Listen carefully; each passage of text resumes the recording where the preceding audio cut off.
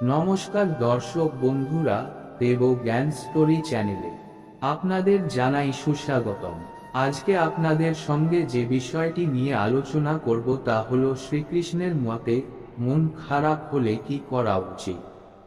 উদাস হয়ে থাকা হলো মনের এমন একটি ভাব যেখানে আমাদের কোনো বিষয়ের উপর রুচি থাকে না, আমরা কোনো কাজ করার জন্য উৎসাহ পাই না। এই উদাসীনতা যখন একটি সীমা অতিক্রম করে তখন তাকে মনোরোগ বলে গণ্য করা হয়। তখন মানুষ জীবনের থেকে অধিক মৃত্যুকে পছন্দ করে। আমরা সকলেই জীবনের কোনো পর্যায়ে কখনো না কখনো উদাস অনুভব করেই থাকি। মন নিরাশাতে ভরে যায়, আর তখন আমরা কার্য করা ত্যাগ করে দেই। অধিকতর আমাদের উদাসীনতা কিছু সময়ের জন্যই হয়। এই জন্য সেই উদাসীনতার ফলে হওয়া হানি বা খারাপ জিনিসগুলিকে আমরা বুঝে উঠতে পারি না। কিন্তু উদাসীনতা ধীরে ধীরে আমাদের অভ্যাসে পরিণত হয়, আর আমরা বারবার উদাসীনতার জন্য আমাদের হতে থাকা কার্যটি অসম্পূর্ণ করে রাখি। আমাদের সকলের সাথেই কি এটা হয় না? তো বাস্তবে উদাসীনতা কি? এর জন্ম কোথা থেকে হয়? এই উদাসীনতা থেকে মুক্ত হওয়ার উপায় কি? উদাসীনতা হলো বাস্তবে মনের বা হৃদয়ের এমন একটি স্থিতির নাম যখন আমরা আমাদের অসুবিধা, সমস্যা ও কঠিনতার কারণ বাইরে দেখতে পাই। আমরা তখন বলি এই সমাজই খারাপ, চাকর বা স্বামীজি ভুল, পতি বা পত্নীর ব্যবহার খারাপ, জীবনের প্রতিকূলতা কঠিন, সময় আমাদের সাথ দিচ্ছে না, ইত্যাদি ইত্যাদি। আর যখন দুঃখের কারণ বাইরে হয়ে থাকে তখন তাকে বদলানোর আমাদের কাছে কোনো রাস্তা থাকে না। এটা কি সত্য নয়? আমরা সময়কে কিভাবে বদলাবো, পরিস্থিতিতে কিভাবে পরিবর্তন আনতে পারবো? অর্থাৎ আমরা স্বয়ং নিজেকে অসহায় বলে মনে করতে থাকি, আর সেখান থেকেই জন্ম নেয় উদাসীনতা। এটা কি সত্য নয়?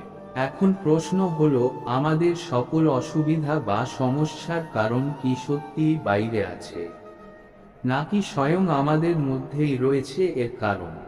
আমাদের খারাপ অবস্থা কি অন্য কোন ব্যক্তির কারণে হয়েছে, নাকি আমাদের পরিবার আমাদের শত্রু, নাকি এই সমাজ আমাদের শত্রু, নাকি আমাদের পরিস্থিতি আমরা স্বয়ং নির্মিত করি? বিচার করুন আপনি নিজেই।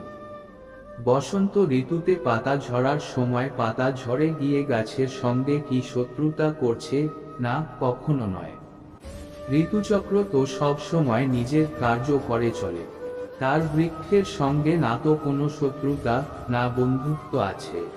ঋতুচক্রের অনুকূল হয়ে যাওয়া বৃক্ষের কর্তব্য। ঠিক সেরকম একই প্রকার ভাবে সমাজ না তো কখনো কোনো মানুষের শত্রু, না তো বন্ধু হয়। সমাজ যেখান থেকে লাভবান হয় সমাজ তার মিত্র বা বন্ধু হয়ে যায়। অর্থাৎ সমাজ প্রতিকূল তখন হয় যখন আমরা সমাজের প্রতিকূল হয়ে যাই। এমনটাই মানুষের সাথেও হয়। আমরা যাকে ভালোবাসা দেই সে আমাদেরকে ভালোবাসা দেয়, আমরা যাকে লাভ দেই সেও আমাদেরকে লাভ দেয়। আমাদের পরিস্থিতি পাল্টানোর জন্য আমাদেরকে স্বয়ং আমাদের নিজেদের মধ্যে পরিবর্তন আনতে হবে। বন্ধুরা, এতক্ষণ যেটুকু বুঝলেন এইটুকুই বুঝে নিলে নিজের মধ্যে পরিবর্তন করা খুব কঠিন নয়। অর্থাৎ জীবনে উদাসীনতার কোনো কারণই নেই, কেবল নিজেই নিজের মধ্যে পরিবর্তন করলেই তা পর্যাপ্ত হয়।